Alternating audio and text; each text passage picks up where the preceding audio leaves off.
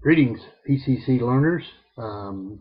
We are now in an in-between period of this transition as the kingdoms, both of the north and the south, have crumbled.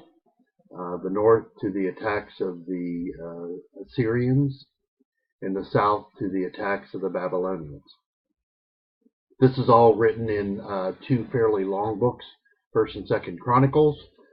And suffice it to say, this is a great crisis for the people of God and their false confidence that no matter what they did from a disobedience standpoint, that they would always be God's people because He had practiced long suffering and patience with them for such a long period of time. So we begin to see that Jerusalem has fallen in the year 586 BC, and the Babylonians have taken the southern kingdom into captivity, removing the people completely from the land. As I mentioned before, the Assyrians had done the same thing in the northern kingdom, involving the 10 tribes, and taken them into captivity roughly 145 years before that. And one of the things overlooked is what that did was leave the southern kingdom completely unprotected to the north, where the north could kind of fight their northern and eastern borders, not worry about the south. The south could fight their southern and eastern borders and not worry so much about the north. In this case, they had to then radically expand their fight in order to protect the southern kingdom, and that brought about the ruin of the south.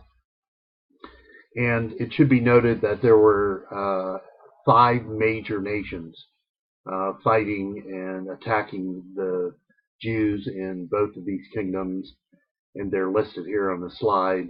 The 2 successful ones are the Assyrians to the north, the Babylonians to the south, although eventually the Babylonians in the south, after 50 years, give way to being conquered by the Persians, who then, as we'll see, allow the 2 minor prophets we're going to study in section 12c to return along with 50,000 of the Jews and go back to the area of Jerusalem.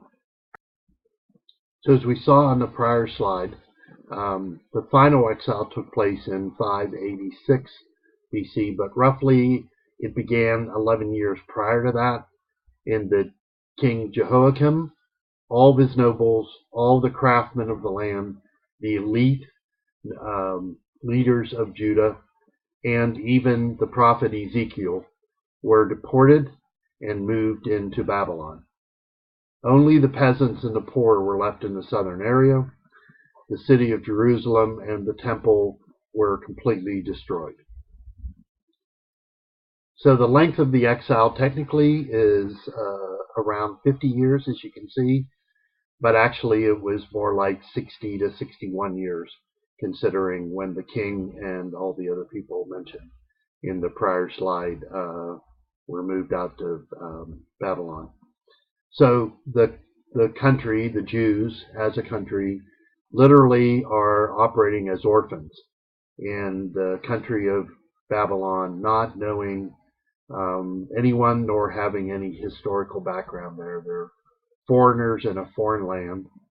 And then the Persians continue to attack this area and eventually conquer the Babylonians in the end, and return 50,000 Jews up into the area around Jerusalem and allow them to begin resettling and have, if you will, a peaceful coexistence with the Persian country. We'll now move to the next section, section 12a, which begins to deal with the prophet Ezekiel, who, as we saw, were moved with the southern kingdom and the king in 597 BC into Babylon. So he was the prophet at the beginning of the exile, if you will, the end of the southern kingdom and the beginning of the exile. And his message to those people is unique and particular as one of the two major prophets, Ezekiel and Daniel, who were part of the exile and were delivering the message of God to the people of Israel during that time. Hope you've enjoyed this study. We're getting close to the end. Hang in there, and just actually 2 more short sections on Ezekiel and Daniel, and then a longer final message by R.C. Sproul on the 2 minor prophets in the rebuilding of Jerusalem.